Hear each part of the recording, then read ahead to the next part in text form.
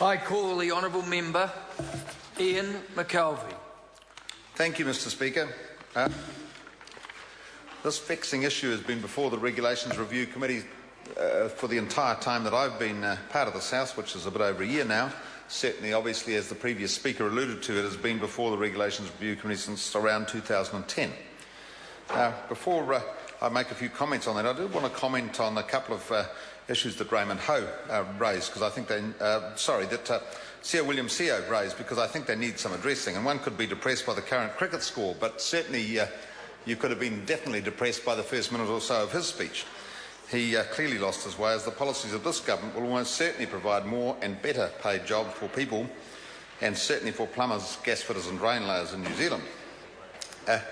So having got that off my chest, Mr Speaker, I just want to go on and just make a few points about this bill, because it's quite important, I think, and whilst I'm not keen on a retrospective legislation, I don't think anyone in this House is keen on it. It is necessary at times to put legislation in place that tidies up some issues for us. All boards in the building and construction sector are funded by fees and levies charged to their industry. This bill validates that situation for the plumbers, gasfitters and drain layers, and puts them on a par with other industry bodies. The matter arises from their desire to rid the industry of unskilled and unqualified operators. There's no other way to protect their members and clients from what may be termed unskilled or shonky operators, other than for the plumbers, gas fitters and drain layers to pursue and prosecute as required. We need to remember this activity also protects the consumer from this danger or shonky work, and that's certainly a very important part of this Parliament's work. As I said, the bill has arisen after a number of attempts by both the Regs Review Committee and the Plumbers, Gasfitters and Drain Layers boards to rectify the situation. And I must also defend the Minister, as I don't recall him ever criticising the Regulations Review Committee, as Raymond Ho earlier stated.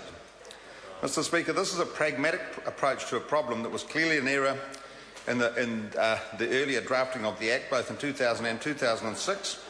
It was clearly the intention of the government of the day that the plumbers, gas fitters and drain layers had the ability to police their own industry, to keep it under control and make sure that it was run in a rational and in a manner that certainly protected their clients and the public from what was going on. So, Mr Speaker, I've got no problem in recommending this bill go to the next stage. And I'm also pleased to see it will be back in the House very quickly, as I think it is necessary that we get this sort of work done quickly, tidied up and moved on with. I also have some sympathy for the complainants in this bill, as they have spent a lot of time and energy putting those complaints to the Regulations Review Committee. Mr Speaker, I'm sure that this solution will overcome those problems for the industry. Thank you.